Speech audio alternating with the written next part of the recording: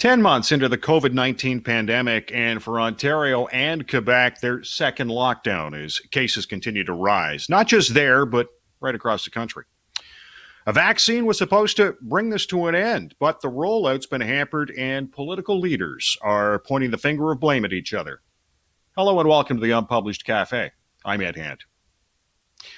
As we are in Ontario's second lockdown, we are coming to you from a remote location and practicing physical distancing to enhance safety. According to the federal government, Canada has locked down 80 million doses of the Pfizer and Moderna vaccines, enough to vaccinate the whole country twice, as 2 doses is required. But the vaccination rate is pretty sparse, with about 420,000 Canadians inoculated so far. That's just over 1%. Hardly reassuring. Now, coming up on the Unpublished Cafe, we'll take a look at the process for getting the vaccines into the arms of Canadians as we chat with former federal health minister and deputy prime minister Anne McClellan. First, let's get some medical perspective on the rollout and perhaps how it can be done better. I'm pleased to be joined by Rewat Deonandan. He's assistant professor of epidemiology at the University of Ottawa. And Ray, from your perspective, how has this rollout gone so far? It's been okay. I mean, I've seen some flaws in it, and whenever I criticize it, people say, well, you couldn't do better. Well, maybe I could. I don't know. I think we hit some snags early on. There's moments during December where the vaccine clinics were closed. In my opinion, they should have been 24/7 ordeal. There should be no breaks in vaccination. And there are interesting procedural elements, like when a vial is opened, you got to get into 6 arms as quickly as possible. And sometimes people don't show up for their scheduled appointment. And so you got to find a body right away. And that's led to non-optimal people getting the shot before, say, a vulnerable person or a healthcare worker. So those kinds of flaws in the system are frustrating to me. But overall, I think we're doing probably as well as we could. Was there enough planning done ahead for the rollout? Let's face it, each province is in charge of their own program, but you'd have to plan, pretty diligently to get that rolled out, would you not? Yeah. I mean, I'm a little frustrated by that. I thought the planning would be better, to be honest. I mean, little things like Ottawa has figured out how to put mobile shots into cars and take it to long-term care centers. I thought that would be the plan from day one, but it took us several weeks to get there because apparently it was shocking to learn that, you couldn't take the Pfizer shots to long-term care centers because we haven't got the refrigeration set up there. But a mobile testing team, vaccination team is certainly in the makings. So it took a while to get that done. And even this idea of what to do with the excess shots if, you open up a vial and the body isn't there to receive it, I thought that would be better planned out. For example, I've been advocating for the creation of a database of patients in the community who are of high risk, who are available for a last-minute vaccination if one becomes available, and yet we haven't created that kind of database. That's the kind of thing I thought would have been done early on. So I'm frustrated that the detail and depth of planning was not as intense as it could have been. And frankly, I think the reason for that is there are no real public health people on the planning committee, right? I mean, across Ontario, public health units have a lot of experience deploying vaccination programs, and yet none of those people appear to be making decisions. We have 2 vaccines, and each person will require 2 shots. We have one from Pfizer Biotech and other from Moderna. Now, if you get inoculated with one, can you get your second dose with the other, or does it not work together? It might work together. We just don't know. So my virologist friends tell me that it might actually be better to get a second dose from another vaccine formulation because, a little bit of heterogeneity may trigger a better immunogenic response. But again, we don't know. There is a trial happening in the UK, I believe, looking at whether or not the AstraZeneca dose can be used in coordination with the Russian vaccine. And the Brits are also going to try to look at mixing and matching the Moderna and Pfizer shots, I think. Right now, we just don't know, so it's not advisable. But I wouldn't be surprised by the end of the year that was the strategy being taken. Where do you see the system breaking down in terms of distribution right now? Wow, that's an interesting question. So I would have thought that we would have prioritized long-term care residents first, but because of the distribution issues regarding the cold chain, the healthcare workers made it to the top of the list. That's fine. Getting it to remote areas is going to be easier now that the Moderna vaccine is in play because it doesn't suffer the same cold chain issues. But when we get to phase 2, getting to the general public, that's going to be interesting. So can we get it to drugstores, for example? Can we train up sufficient numbers of pharmacy technicians and so forth? What are the barriers going to be? It might be HR. It might be compliance. Eventually, vaccine hesitancy is going to be an issue. Mm-hmm. Rewa Dianandani is joining us in the Unpublished Cafe as we're discussing the rollout issues with the COVID-19 vaccine, and there have been a number of issues. Part of the problem I see is each province gets to determine how to figure out who gets it first, how to roll it out, and when you have 10 different plans, 10 different ideas, there's not a lot you can really sync up, right? That's right. And part of the problem is heterogeneity. Now, the province has a general plan, and each city has a vaccine task force that is then tasked with enacting that plan. And one of the nice things about this heterogeneity, though, is that at the local level, the public health units seem to be able to fill in any oversights that the provincial plan may have missed. For example, the inability to get it from hospitals into long-term care centers is a local challenge, and a lot of the public health leaders are stepping up to that local challenge. The diversity of formulations, on the other hand, having the AstraZeneca shot, the Pfizer shot, the Moderna shot, that's a good thing. That's a very good thing. It means that different types of populations can be served depending upon the characteristics of the doses, and different kinds of regions can be accessed depending upon the storage and transportation limitations. Now, communication on the vaccine and the rollout. Where have in particular in communication, where have the shortfalls been that you've seen? That's a huge one. So the amount of myths circulating around these vaccines is just staggering. And I think they're being weaponized by a certain political contingent because some of this messaging is really well funded and organized. And it's almost a full-time job for people like me to be responding to them all the time. So combating myths is a big one. Also, explaining to people who gets to get it at a very basic level is important. So for who's in the first tier recipients, the second tier, and also who is contraindicated, meaning what kinds of people should not be getting it. Things like children haven't been cleared yet, or pregnant women, and so forth. That's not been clear to people. Simple things like a website would be useful, I think, with an FAQ, and answering questions like side effects. Yeah. One thing I'm concerned about is, do we have the economic support? By which I mean, these vaccines tend to have very serious side effects for some people in the first couple of days, like a lot of pain, fever, fatigue in the first couple of days. And for some people, that might mean having to take a day off work or getting childcare. Right. And if you are a lower socioeconomic status person, that could be challenging. Or even taking a day off work to get to the vaccination center to get a shot. Those challenges, I don't think, have been fully worked out yet. I'm hoping that our policymakers are paying attention. Now, just as COVID-19 obviously has engulfed us for 10 months, we've got a new variant to go along with it. And how does this thing change things, or does it not? It changes the urgency. So there are a couple of new variants, if not more. There's the South African variant and the UK variant. The UK one is the one making most of the news, and it looks like it is at least 56% more transmissible. It's not more lethal, it's not more serious, but it can affect more people faster, therefore probably put more people in hospital and kill more people. So the race to inoculate more people just got more dire. And we do think that the vaccines will still work on the new variant, so there's no concern on that front. So we may have to pull out some stops here. I know Quebec has lengthened the time in between doses to allow them to use up their existing batches, not wait for the second batch, in order to get ahead of that curve as the race against the new variant heats up.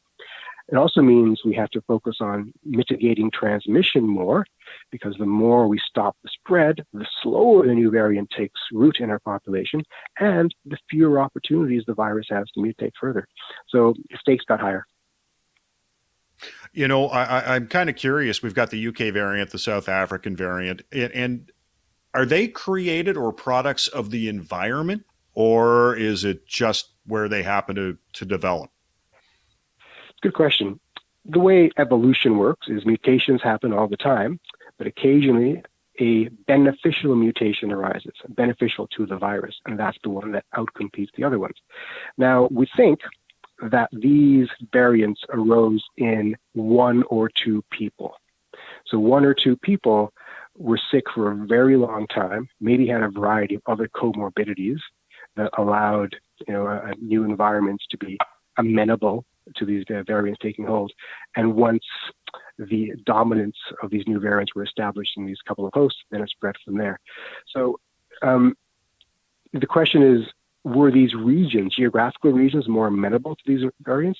In the sense that if more people are infected, there's more opportunity for these rarer hosts to be found and more opportunity for them then to be host to a new variant. So again, the less prevalence of the disease we have, the less opportunity there is for new variants to arise. And it's just doubled down our need to mitigate transmission to prevent those scenarios from arising. Do you expect the current COVID vaccine rollout to improve, or you just have your fingers crossed? I'm an eternal optimist. I think it will improve, and here's why.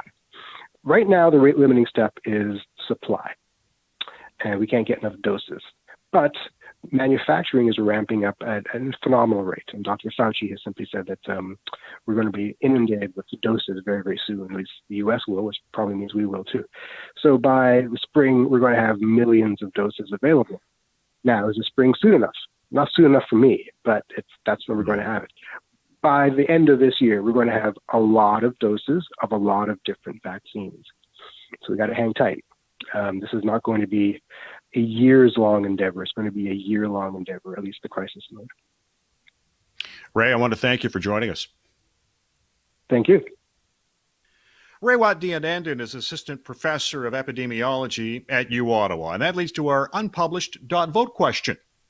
Who is responsible for the slow vaccination rollout in Canada? The federal government, the provincial governments? You don't care, just get it out, or unsure? You can log on and vote right now at unpublished.vote and have your voice heard. You know, when it comes to the vaccine rollout, there have been some hiccups and finger pointing from the federal and provincial governments. And to get a view on how the process works, I am pleased to be joined by former federal health minister and former deputy prime minister, Anne McClellan. And Anne, you were in charge during SARS. Was there a lot of issues to distribution of a vaccine during that time?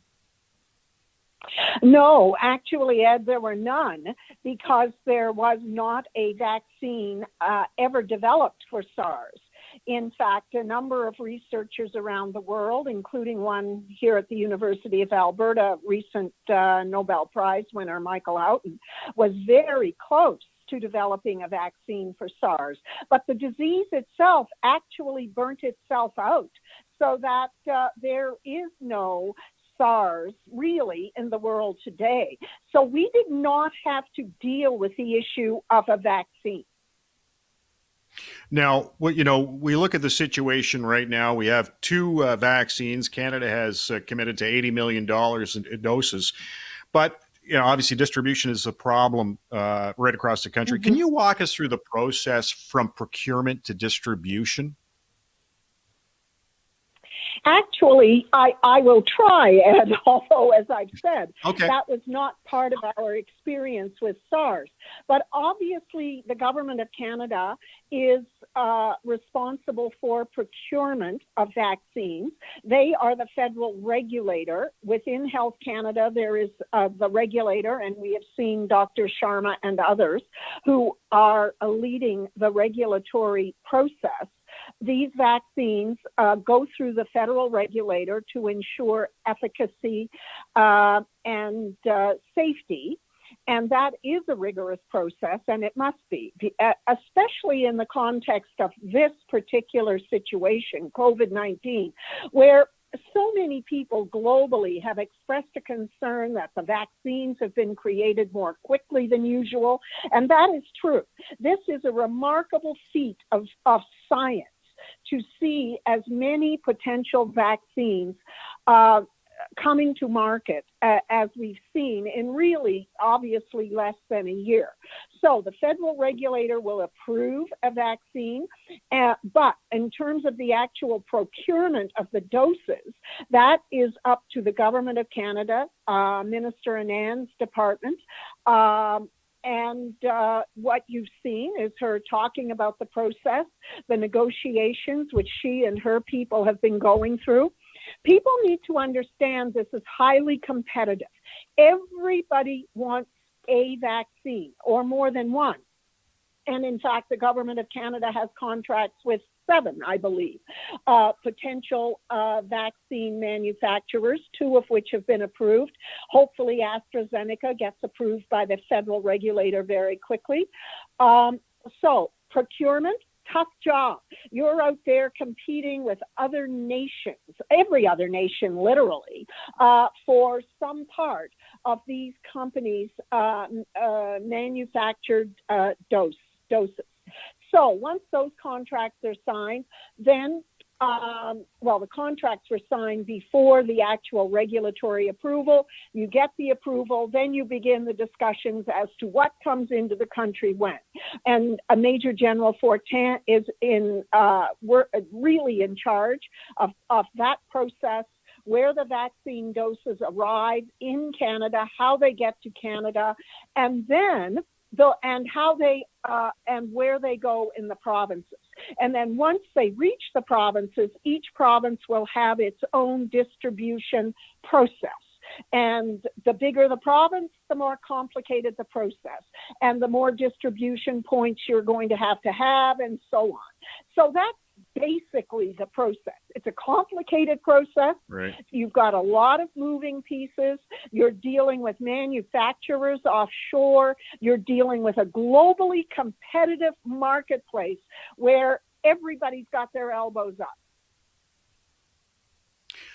Former federal health minister and former deputy prime minister Anne McClellan joining us on the Unpublished Cafe as we discuss the slow vaccination rollout into Canada here on the podcast. And where do you see the lags in the vaccine getting out? Is it not enough direction as to who gets it first? Is there not enough vaccine? What do you think the problem is with the lags in getting it out? Well, first of all, keep in mind that when people say this is slow, I think it depends what you're comparing it to. Keep in mind that we actually got doses of vaccine, at least 500,000, into this country by the end of December, which was sooner than people expected. And that number of doses, while relatively small, also gave the provinces the opportunity, I think, to start putting in place their distribution system and thinking about how that would look, working through some early days of distribution to figure out where there might be hiccups or glitches. Now, obviously, the provinces and the territories, keeping in mind that the territories could not use the Pfizer vaccine because of the various requirements, including the fact that it has to be kept at least minus 70 degrees. So what you have now is the provinces and the territories with their systems up and running. There's still going to be hiccups, obviously. We have a priority list established by a national immunization task force in terms of who should be prioritized. Although, again, provinces could make their own tweaks to that. Although my guess is if you're smart, you follow the best advice nationally that you get, which is coming from this task force. So now the question is, where is the supply? And as I said at the beginning, globally competitive market. Everybody's competing for doses. You saw this week the Prime Minister indicating that Canada has exercised or negotiated another 20 million doses of Pfizer, which should start coming into the country in the second quarter. Unfortunately, this morning you heard from Minister Anand that there may be a slowdown in Pfizer doses not because of anything the government of Canada or the provinces have control over, but that at the Pfizer plant in Belgium, from where our doses are coming, actually is going to go through some, I gather, expansion or some kind of transformation. So that is probably going to interrupt the flow for some short, I think the minister said, period of time in terms of Pfizer doses. But yeah, there's no question you've got to ramp up the supply coming into the country, but you also hope that there's some confidence that the provinces have taken this time to tweak their distribution mechanisms so that there won't be glitches, and you can once the provinces get the vaccine, they can get it into people's arms as quickly as possible. You know, I'm kind of curious. It seems I was going to say both levels of government seem to be pointing the fingers at each other.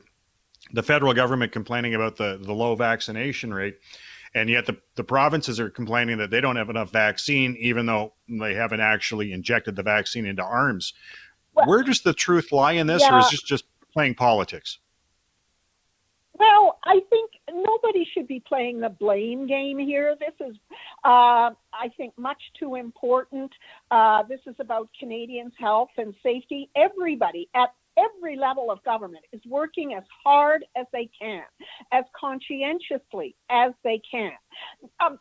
Nobody's done this in the world. Look at the mess in the United States. Yes, they have more supply, but they can't get it into people's arms. Joe Biden, President-elect Joe Biden, has a commitment to, 100 million doses in 100 days or something. And he's doing that because, in fact, it's been a mess so far. It's chaos in the state of Florida where people are trying to get the vaccine.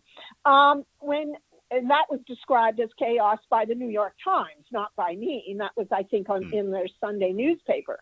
But you look across the U.S., yes, they've got more supply, but they haven't figured out how to distribute it state by state to get it into people's arms efficiently. You're seeing some of the same challenges in other parts of the world. So nobody has tried to roll out brand new vaccines, get them approved, and get them into countries in reasonable doses and then into people's arms on this scale before.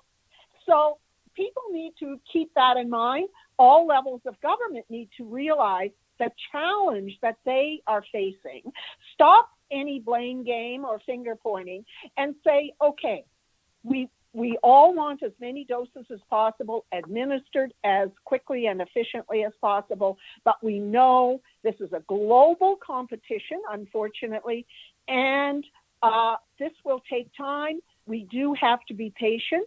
I do think that things will ramp up dramatically in the second quarter. We may have, although the Pfizer news this morning isn't good but the government of Canada has no control over that.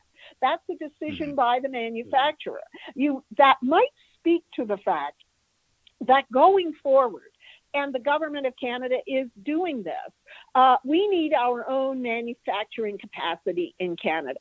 I think one of the things that this particular global pandemic has proven to us is that we cannot be entirely dependent upon foreign suppliers, whether it's for PPE, whether it's for ventilators, or whether it's for vaccine. And we've geared up to produce PPE and ventilators and other things in this country, gloves, syringes, whatever.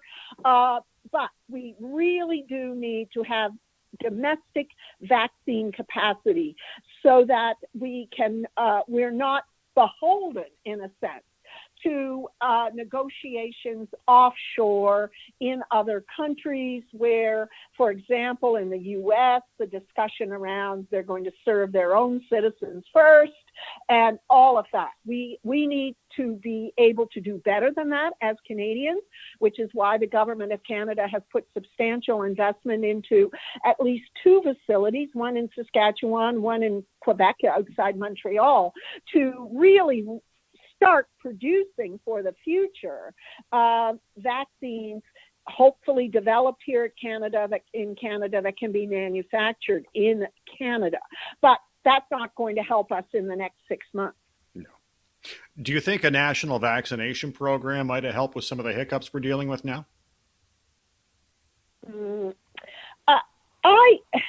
Well, you still have to have the vaccine, right? A Yeah. national vaccination program, if you're talking about immunization as opposed to the manufacture of an actual product.